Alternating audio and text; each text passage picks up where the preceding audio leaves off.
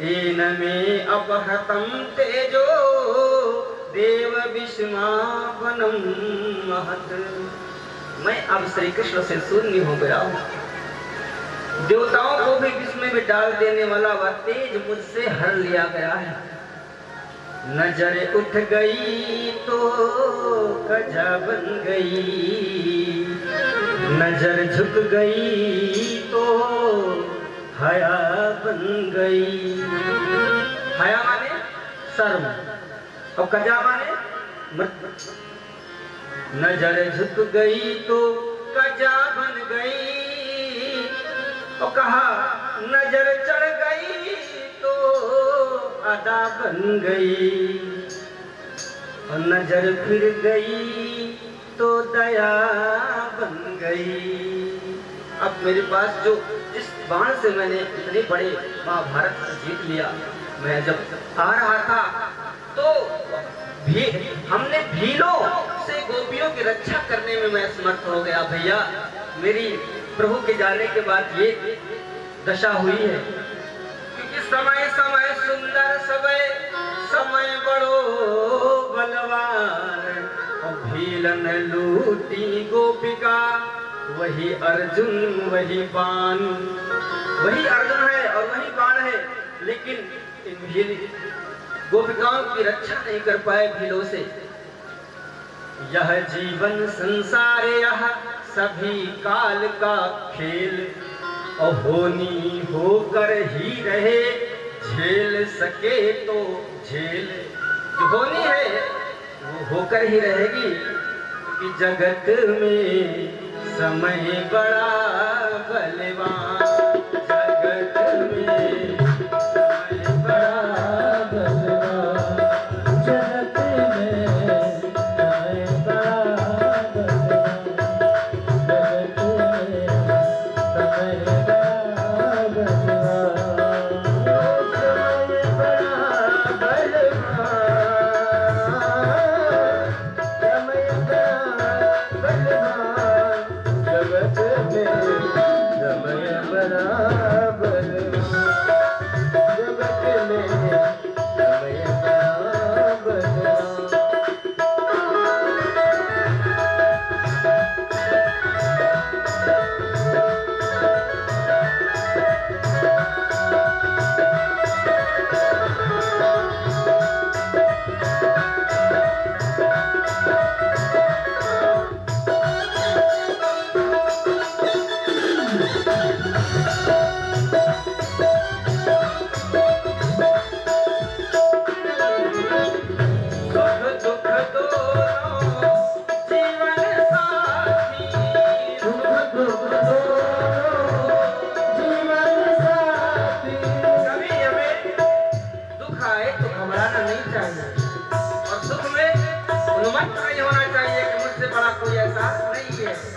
कोई फूल न बाग में ऐसा खिला जिसे खिल कर ना मुरझाना पड़ा। और विधि का यह अटल विधान रहा, जिसे आना पड़ा उसे जाना पड़ा। जगत में समय बड़ा, जगत में समय बड़ा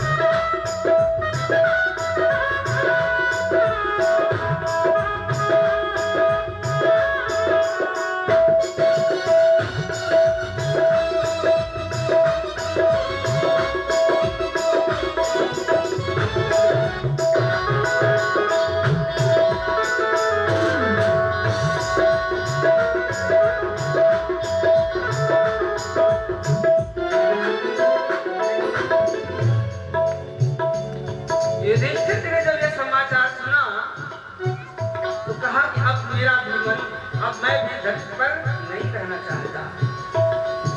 द्रौपदी को लिया साथ में और पांचों भाई चल दिए उत्तर दिशा की तरफ पहाड़ पर्वतों में। और जानते हैं क्या है?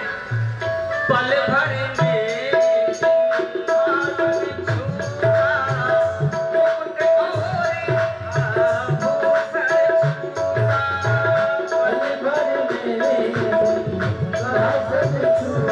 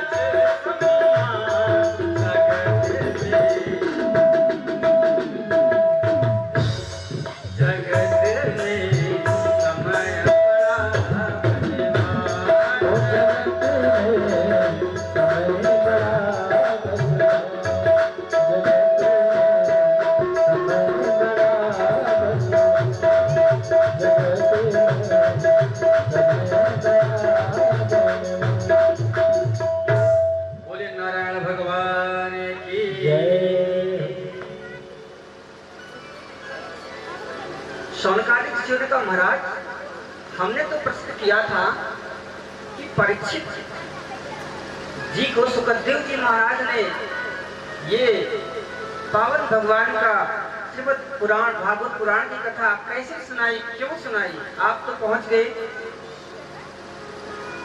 कहाँ? आप श्री कृष्ण चर्चा सुनाना प्रारंभ कर दिया। बोलो नारायण भगवान की। बात सही कर लो भैया, आवाज तो स्पष्ट है। यही करोगे आप?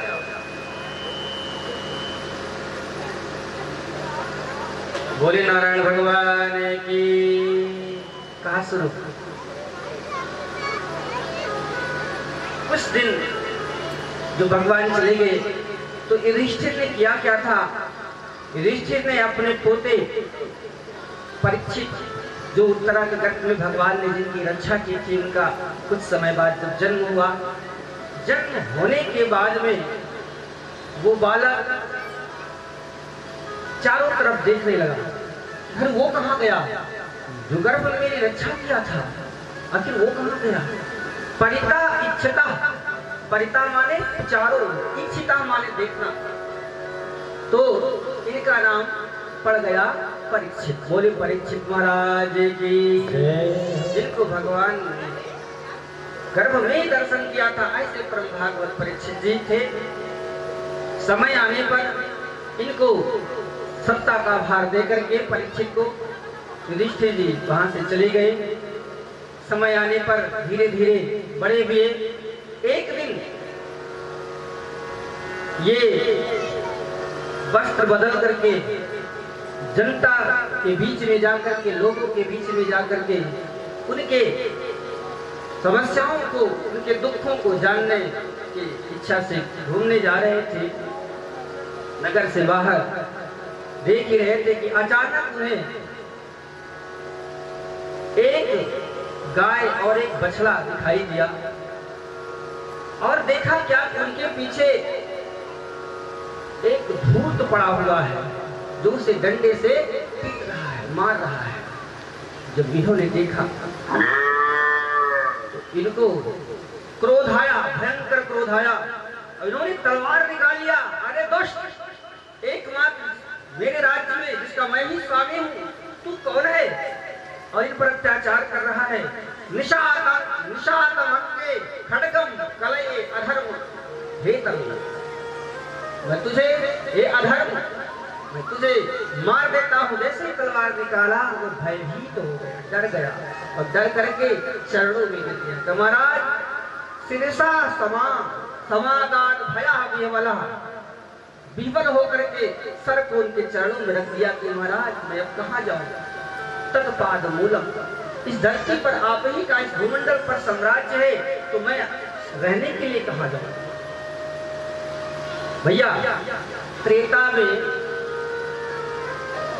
ने कहा था कि देखो मैं